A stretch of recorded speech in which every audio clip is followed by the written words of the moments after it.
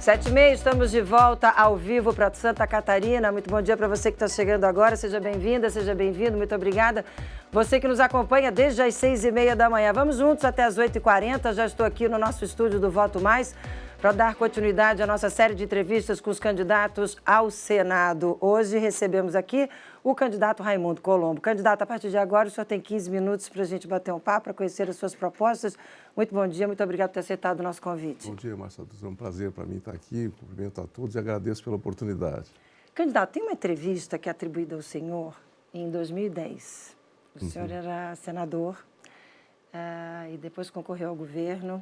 E o senhor dizia assim, não me adaptei a Brasília, não gosto de Brasília, não gosto daqui, o Senado não é legal. E agora o senhor quer ser senador. O que mudou de lá para cá? Aquele foi um desabafo, Márcio. Na época eu era o líder da oposição, né? E tudo vinha por medida provisória, tudo era imposto, né? Era um momento muito difícil de trabalhar lá. E realmente aquele poder de Brasília é um poder que estava muito enclausurado, né? A gente, como minoria, praticamente poucas coisas podia fazer. Então, na minha ideia, foi fazer um desabafo para chamar a atenção da nossa impossibilidade de ter a vontade do povo representada pelo nosso trabalho, né? O que mudou para hoje? Eu acho que os grandes temas nacionais têm o apoio popular e nós temos a oportunidade de fazer mudanças importantes. Por outro lado, a passagem pelo governo me deu uma experiência muito grande e essa experiência pode ser utilizada a favor do Brasil. Na minha opinião, eu tenho condições de ajudar. Então, é uma questão de postura, né? Naquele momento era um desabafo, um alerta para a população, que eu acho que se confirmou depois com tudo que aconteceu, né? E o momento de hoje é um momento completamente diferente, uma oportunidade de realmente nós avançarmos. Há um apoio popular no sentido de que o Congresso, e sobretudo o Senado, cumpra um dever mais proativo, mais forte no sentido de ter uma harmonia com a sociedade. É só olhar o desentendimento entre os poderes, o afastamento, né? A perda de harmonia entre os poderes. Isso já é uma ação importante para o Senado. E o Senado é o representante do Estado. Então, quando a gente tem que denunciar, acho que a gente tem que desabafar. Eu gosto de fazer política abrindo o meu coração e dizendo o que eu sinto. Então, o senhor não tem nenhum problema, se for eleito, de voltar a morar em Brasília? Não, eu não falei Brasília, eu falei Senado na época. Eu acho que talvez tenha até falado, porque quando a gente desabafa, talvez... Mas a minha intenção foi denunciar o que eu via de errado dentro do Congresso. Tem uma fala sua essa semana que está chamando bastante atenção. O senhor diz assim, ó, é preciso um freio no STF. Que freio é esse? Que espécie de freio? Eu acho que as decisões monocráticas estão excessivamente alterando a realidade do Brasil. Não é possível que 513 deputados votem uma lei, 81 senadores referendem a lei, o presidente da República sancione essa lei e uma pessoa só possa dar uma liminar e suspender os efeitos da lei. Isso não é possível. O Supremo, como instituição, de uma forma colegiada, por isso que eu falo em harmonia, né? Não pode um puxar para um lado e outro para o outro. Quem paga o pato é o patrão, que é o povo, né? Então, tem que ter limites. Como havia excesso no parlamento com as medidas provisórias, que depois foi regulamentado e hoje é uma coisa que funciona razoavelmente bem, deve haver também com as medidas, com as decisões monocráticas do Supremo. Esse seu posicionamento com relação ao Supremo tem alguma aproximação ao presidente Bolsonaro? O senhor vota em Bolsonaro, porque o seu partido tem candidata, né? Uma mulher, inclusive. Não, meu partido não tem candidata, ele liberou, né? As minhas decisões políticas, elas são conservadoras, é a minha formação política, né? Então, o meu encaminhamento está próximo dessa decisão. Mas esse desabafo meu em relação ao Supremo não está vinculado a ninguém, é a minha opinião pessoal. E em relação ao candidato Jair Bolsonaro, candidato à reeleição, presidente candidato à reeleição, vi uma fala do senhor também que existe uma dívida muito grande com Santa Catarina, que é a BR-470. O senhor fala que tem duas prioridades, a BR-470 e a questão da saúde. 470 é uma vergonha a falta de recursos do governo federal para a rodovia. Como é que o senhor pretende administrar isso e lidar com o governo federal? Eu não falo só da 470, eu acho que a 282, a 280, a 163, quer dizer, o problema rodoviário catarinense é muito grave, né? O Estado cresceu muito e isso é uma coisa positiva, onde passava 10 caminhões, passa 30, né? E as estradas são as mesmas. E a burocracia brasileira, né? Não é a questão do presidente que está ou que teve. O problema é que a burocracia, ela acha que Santa Catarina é a Suíça brasileira, né? Que aqui nós somos um paraíso, que nós não temos dificuldade nenhuma. E olha os números de vacinação infantil, como você estava colocando, os nossos são melhores. Na educação nós temos o melhor crescimento econômico. Então, Santa Catarina não precisa de nada, o que não é verdade. E contra esse preconceito, praticamente, é que nós temos que lutar. Eu acho que a gente tem que ser criativo nessa solução. Eu vou dar um exemplo mais. Quando eu estava na prefeitura de Lages, a BR-116 era uma tragédia como é a 470 hoje ali, que é realmente uma tragédia. A gente passa por ali, é uma loucura, né? Mas também a 282 está igual. Então, o que acontece?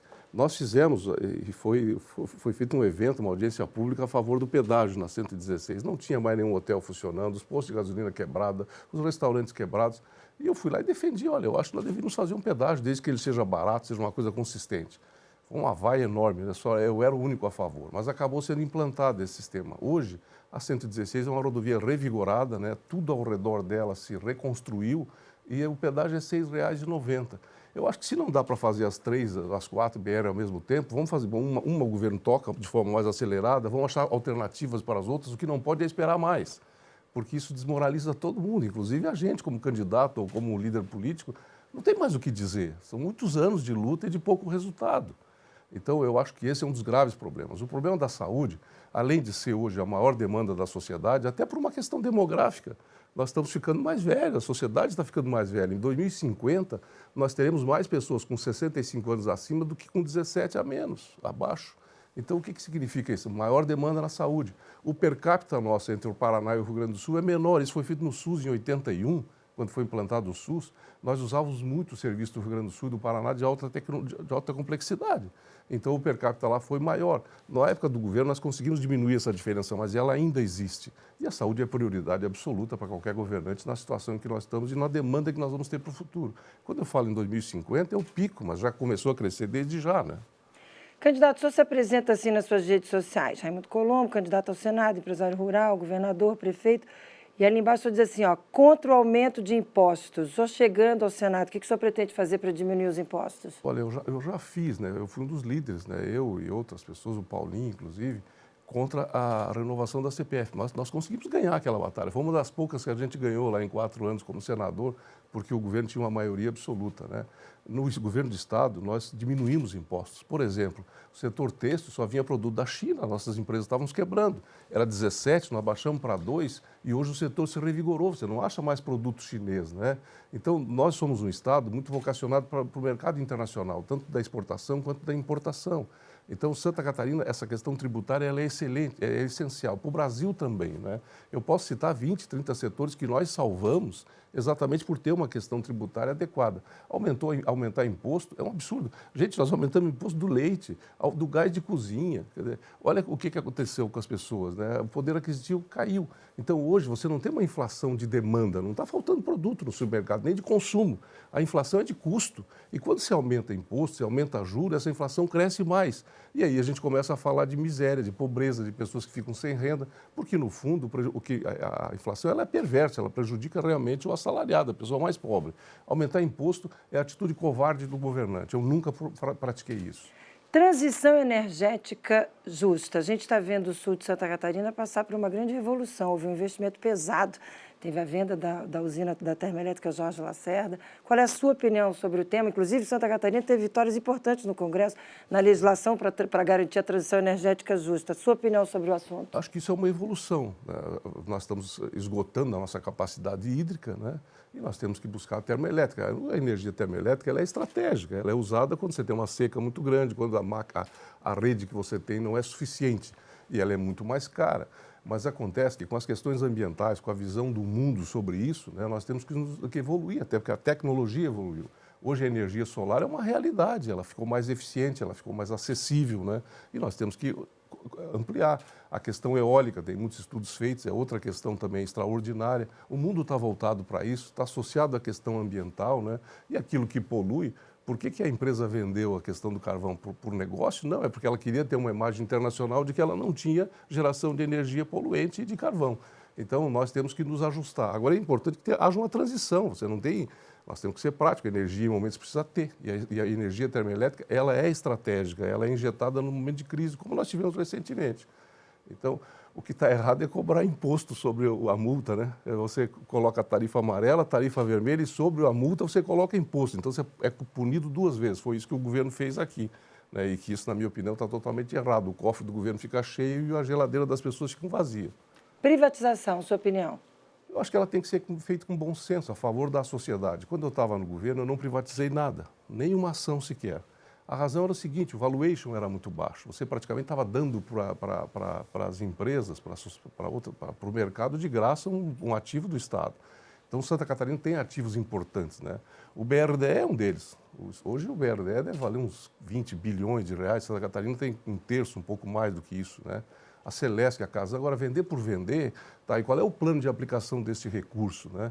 Então, bom, a iniciativa privada é mais eficiente, os nossos números são bons. Então, isso não é um problema, pode ser uma solução. Se você vender o ativo e colocar, por exemplo, para corrigir o fundo previdenciário, é uma alternativa, é uma coisa para ser estudado tecnicamente, e não politicamente. Não é aquele discurso barato, vamos vender porque nós queremos eficiência, resultado, mas tem que ser feito melhor para a sociedade com o ativo que a gente tem. Candidata, há pouco mostrei uma situação de quase feminicídio aqui em Florianópolis. Daqui a pouco vou mostrar um feminicídio que aconteceu em Xaxim, no oeste do estado. A situação da violência contra a mulher é grave, a situação da criminalidade é grave e as nossas leis são muito fracas. O que o senhor acha sobre isso? Chegando ao Senado, o senhor pensa em mudar, deixar nossas leis mais rigorosas? A violência por si só é uma coisa inaceitável, é um crime absurdo, é a teoria do lado mais fraco do humano, onde o forte prevalece sobre o mais fraco, é inaceitável, isso é extremamente, para a gente que é cristão, de qualquer forma, é inaceitável. Contra a mulher, muito mais. Então você tem que apertar o rigor do Estado, é uma função do Estado. Nós aperfeiçoamos, na época, as delegacias, nós aperfeiçoamos todo o sistema e a legislação tem que ser muito dura em relação a isso. Por outro lado, você tem que ter a saída, né? Porque muitas mulheres se calam porque elas não têm como ter a independência. Então, que o Estado tenha condições de prover para ela durante um tempo, para que ela tenha segurança financeira para reconstruir a sua vida num outro lugar. Porque, senão, a violência mais dura é aquela que fica dentro de casa e é mantida em silêncio. Acho que a sociedade está despertando para denunciar, porque esses números a gente não sabia, essa realidade a gente não tinha noção, vamos ser sinceros. E isso ela vem hoje com muita força, com muita verdade. E não tem como fechar os olhos a ela, tem que enfrentar e resolver. E dar para quem está sendo fragilizado o poder de reagir ou a alternativa de sair disso. Assunto que está na ordem do dia é polêmico, o fim da saída temporária dos presos, sua opinião? Eu acho que é muito perigoso isso, vira uma festa, né? Eu entendo que você tem todo um processo de progressão, né? Entendo que você tem que criar dentro do ambiente, e nós fizemos isso, olha, quando a gente tinha mais de 50% dos detentos trabalhavam dentro do presídio, quer dizer, conseguiu reduzir sua pena através do trabalho, tinha condições de aprender uma profissão, né? A liberação ela pode ser dada com uma regulamentação muito rigorosa, sabe? Não pode ser dada para todo mundo e depois você vê, uns nunca mais voltam, outros voltam a cometer o crime. Então tem que ter um certo rigor e aí a justiça tem os elementos para fazer a coisa certa. Redução da maioridade penal. Eu acho que é razoável. Eu acho que hoje o Brasil evoluiu muito, né? Essa questão de trazer para 16 anos, isso é uma coisa que tem que ser bem aprofundada, ouvir os técnicos, né? Eu gostaria de tomar uma decisão com elementos bastante fundamentados, né? Em princípio, tudo bem. Agora, eu gostaria de ouvir pessoas que conhecem mais do que eu para tomar uma decisão certa. Então, né? a princípio, o senhor não sabe ainda se seria contra ou a favor? Não, em princípio, eu sou a favor da redução. Da redução para penal, 16 anos. Eu só quero promover um debate mais aprofundado. Me ajudaria a ficar mais seguro, sabe? Eu não posso mentir aqui, dizer, olha, eu já quero... Não, eu gostaria de estudar bastante esse assunto, mas, em princípio, sou a favor. O senhor tendo a oportunidade de voltar a ser senador por Santa Catarina, o que seria a marca da sua gestão, do seu período como senador?